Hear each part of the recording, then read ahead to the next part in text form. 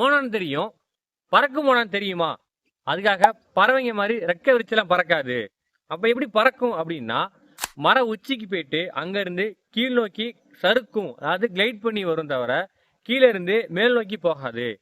இதுக்கு முன்னங்கால் பின்னாடி இருந்து பின்னங்காலுக்கு முன்னாடி வரைக்கும் எக்ஸ்ட்ரா ஒரு ஜவ்வு மாதிரி இருக்கும். அது ஆங்கிலத்தில் அதோட பேரு பேட்டகியா.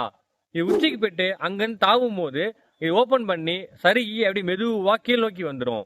எதுக்காக அப்படி வருது அப்படின்னா, தன்னோட உணவு வேற மரத்துல இருக்கு அப்படின்னா அதை விரைவா பிடிக்கிறதுக்காகவும், தன்னை பிடிக்க வர்ற எதிர்த்து தன்னை பாதுகாக்கவும் இந்த மாதிரி அது பறந்து பறந்து போகும். இது ரொம்ப ரொம்ப ரேரா தான் தரைக்கு வரும். அதுவும் எப்போ வரும்னா முட்டை புறக்க மட்டும்தான் தரைக்கு வரும்.